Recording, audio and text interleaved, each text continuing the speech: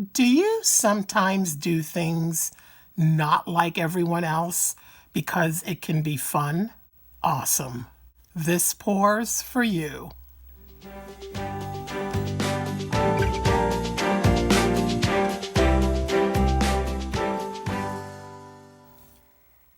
Hi everyone, it's Miriam with a Y for Miriam's Nature. So traditionally, when you do a swirl, you don't add silicone to any of your paint. But I'm not a traditional painter. I think you guys know that. So I'm gonna add some dimethicone. 'Cause I got some paint and I got some dimethicone. And I kinda wanna put them together. And I'm also going to stretch the swirl. And I'm going to do it on black. And I'm going to do it with my hands tied. No, I'm just kidding. Okay. All right, let's see what happens. I'm making a promise to all of you, though you won't know anything about it until after the fact, that I'm going to show you the result no matter how it turns out. Because even failures can be fun to watch, right? Just say yes. But we're not going to fail, are we? Nah. You should see the look on my face right now. It's a little bit of... But let's do this anyway. Very often when I use the Brilliant Magenta, I add in a little bit of quinacridone magenta, either by Deco Art. I also have some from Golden, just to pink it up a little bit more, give it a little more punch. And then this is what it looks like after I've done that. When mixing up my white, I opted for adding a little bit of iridescent medium to it, just to give it a little sparkle. And I'm gonna do the same with the magenta. And all I'm doing for that is, after putting out a little bit of magenta, I am adding a little bit of the medium. And I'll mix that in, and I will have sort of a sparkly magenta paint. So this is it before it gets the Floetrol. I find it easier to mix it in now. And then now I will add some Floetrol and maybe water if I feel I need that too. The advantage to an iridescent medium, and lots of brands make it. I'm using Artist Loft, but I know that Liquitex makes it. Winsor & Newton makes one. Deco Art makes one. Sometimes they're not called iridescent medium. Sometimes they're called pearlescent medium. The pearlescent's a little different, but it still gives you a nice sparkle to your paint. And the advantage is that you don't then have to buy magenta paint and magenta sparkly paint. You can buy just a bunch of colors that you like, and then one tube of the metallic sort of sparkly iridescent medium, and then make all your other colors pearlescent, iridescent, sparkly when you want to. And that can save you a lot, and a lot of space also, because you don't have to have so many tubes of paint. But you probably are going to have a huge collection of paint eventually, because that just happens. But let me show you what it looks like. I put a teeny itty bitty bit on my finger, like teeny itty bitty, and spread it around. You'll see how much sparkle it gives for such a tiny amount. So imagine if you spread a whole bunch of it into your paint, what it'll do. My paints are all mixed and getting 2 to 3 drops of dimethicone, depending on the amount of paint in each cup.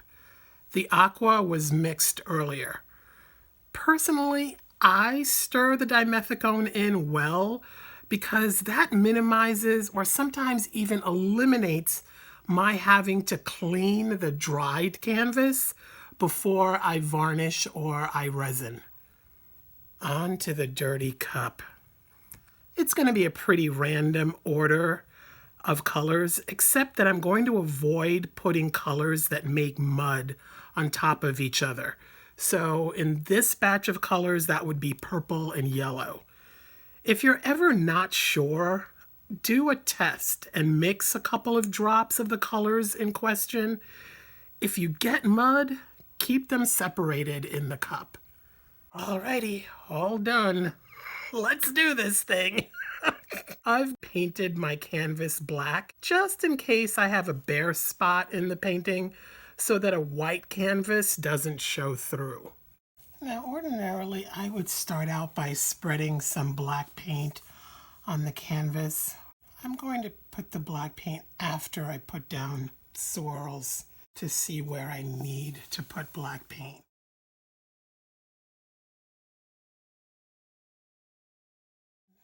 Maybe here.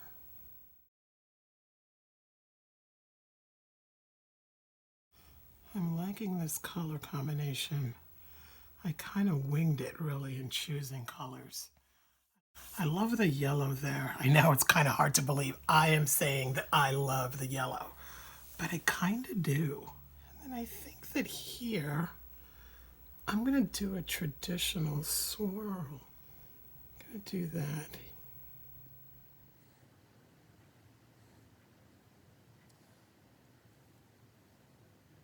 I'm so quiet, I'm concentrating so much.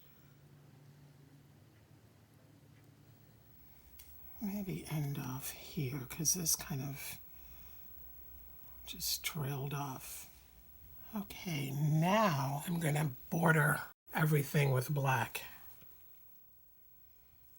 And the reason I chose to do it this way is because I don't want to have too much paint on the canvas. One of the things that's really hard is when there's so much that you have to end up tilting just to get paint off the canvas. That drives me kooky. So I don't want to go that route. I love what's already happening. It's already getting kind of lacy on the edges. That's fun already.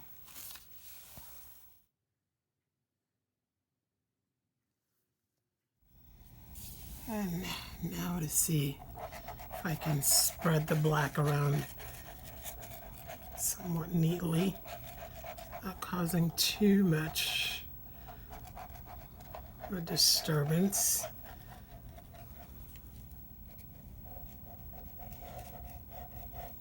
All right, let's start tilting this. I don't want to tilt a lot. I don't want to lose too much of the shape. I don't mind losing that purple down at the end. I don't want to lose that yellow. Look at me trying to save yellow. Okay, now there's a shock and a half right there. This is a little bland. The purple kind of got boring there. I kind of wish I could tilt this off here and lose that and save the yellow. It's like that's the plan. How do I do that? It's like a puzzle. Sometimes you want something and you just can't get it. Oh, I am getting it. Yay. Okay. Stop. So I got this to come off the corner. I still have my yellow. I either have to doctor this or do something to it. Blow it or something. It's too bland. It's just like a solid. Everything else has cells and stuff going on except for this patch of purple. Let's see what comes out of what's left over in the cup. I don't know, this might be dangerous. I hope I don't regret this. Yeah, it's looking out of place.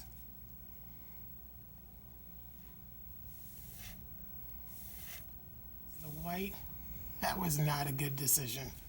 I need to break it up a little bit.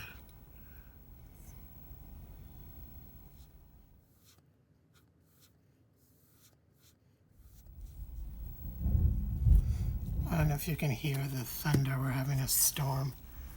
It's kind of fun to paint during a storm.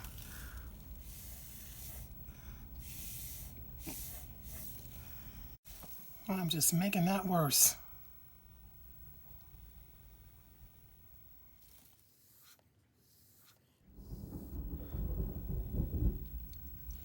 Now, when you blow a lot through a straw, and I know you're gonna know what I mean, if you blow too much, there comes a point when something other than just air comes out of the straw. It's a little damp, you know what I mean.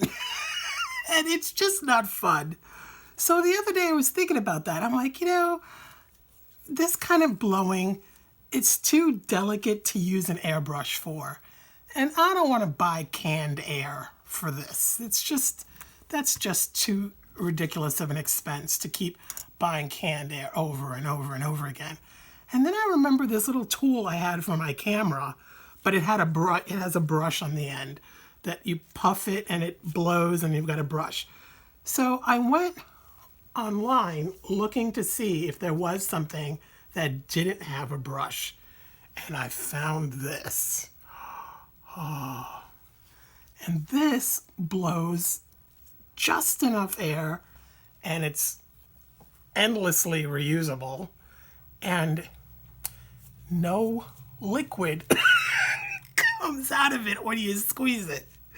So I'm gonna start playing with this and see what it can do for us.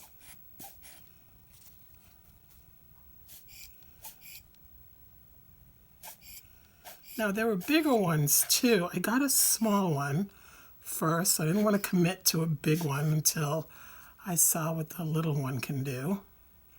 So obviously the big one would have bigger puffs, would blow out bigger puffs of air. But I liked what it did there.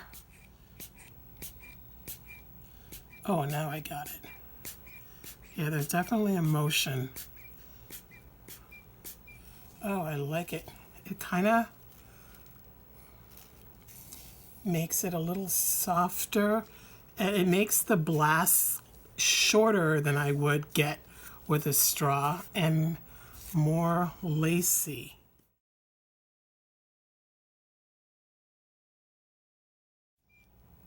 It's almost like a little mini mallet smash. It's kind of cool. Oh, this is a fun new little toy. Obviously, I'll put a link for this in the description box below. It's just a couple of dollars. You guys know I love this sort of ripped fabric edge. I feel like I need more practice with this, so I don't want to keep at it. Because when I blow with a straw, I know exactly what I'm doing. This, I don't want to mess this up because I don't have the rhythm yet. But for those of you, I know blowing through a straw is challenging because you get winded or you get dizzy. That little puffer could be a solution, but I think it does take a little bit of practice to get the angle and all that. So now what's happening is I'm going to blow the lace onto this one. I've never blown a tendril onto another object. Usually I just blow a tendril into negative space. And this is all about experimenting.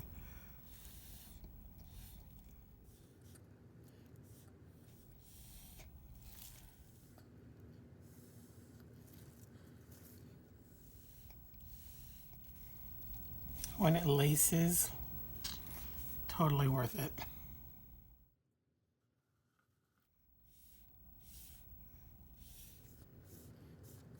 Well, obviously this line is just too straight, so we've got to do something about that.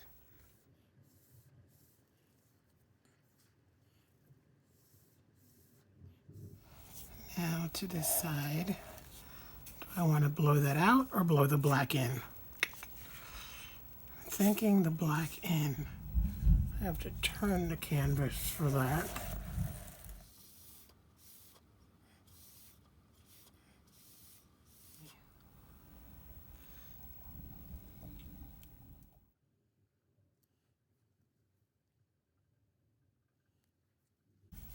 Well, like these little stubby ends. So I'm trying to give them a more delicate, more tattered and torn than a blunt edge. It is kind of crazy how much I could just tendril all day. It's just ridiculous fun for me.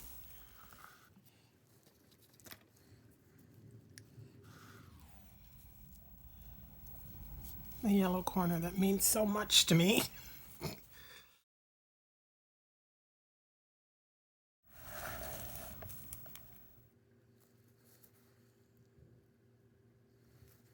This sort of lacing into the body of the swirl, that's kind of cool. I've never done that before. The silicone, or the dimethicone in this case, did so much of the fun, kind of giving this a pattern.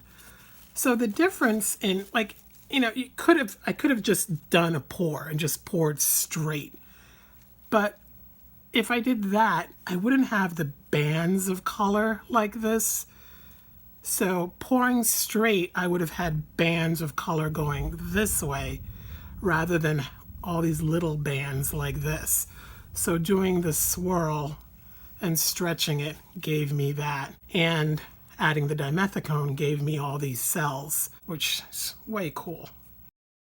Maybe close to calling this one done. Now, I know some of you are going, no, you're not. But no, for real, for real. Really, really.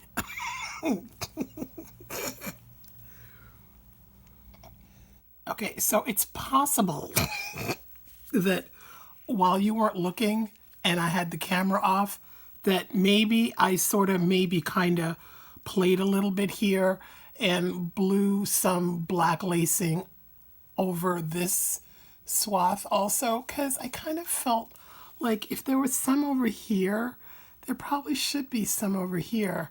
So I'm neither confirming or denying that that happened. I'm just saying it's possible that it happened while you weren't looking. Just maybe. Okay.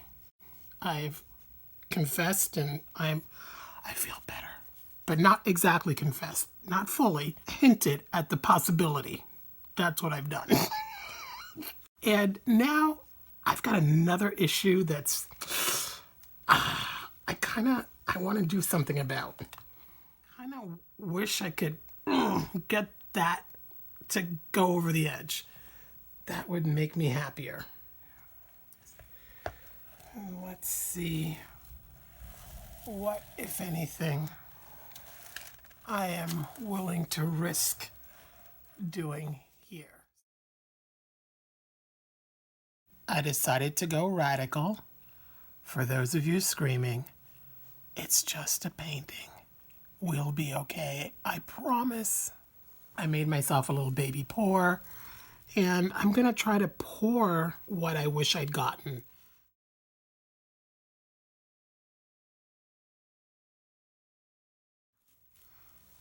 It's been about 40 minutes, maybe longer. So this has settled. So tilting now would not be so dangerous.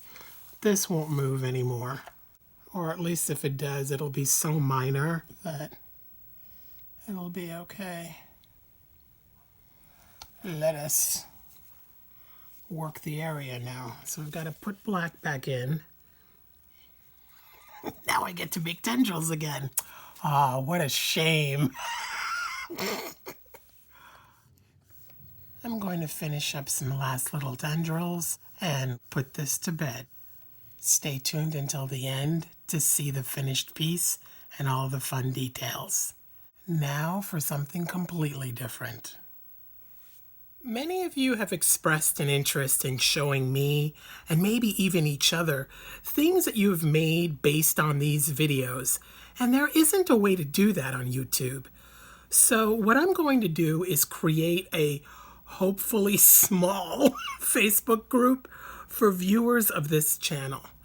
I'm going to start it as a private group, at least for now, to see if I'm able to manage it and make personal attention feasible, on top of comments here, messages on Facebook, making videos, laundry, life, you know.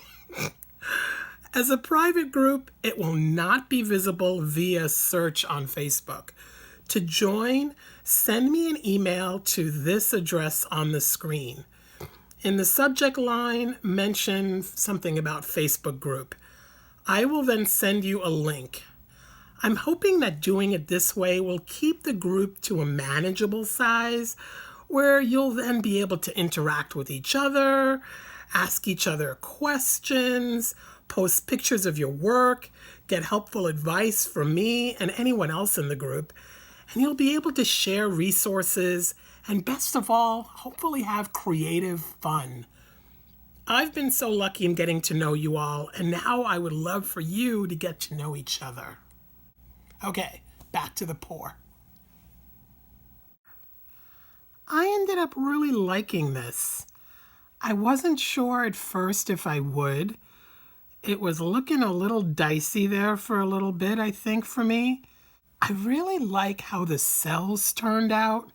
It's pretty and fun to look at. It's kind of wild and exciting looking. I love the colors. And you know that I am loving my tendrils. What parts did you enjoy? And what are you likely to recreate if you make something like this? These days, I'm checking out lots of different materials for you, and I'll be doing videos all about them. So I'm trying out different paints, different resins, just to see what works and what does what. And I would love to hear from you what sorts of materials and maybe even tools you've been curious about. Leave all of that in the comments below. And leave a thumbs up and remember to subscribe so that you don't miss any tips, tricks, or ideas. The thumbs up lets me know that you liked this video and want to see more. Please share this video as much as you can. And thank you in advance for using any of my links as your portal to Amazon. Just clicking on one of those links to get you there before doing any of your Amazon shopping helps my channel a little bit, and every tiny bit helps.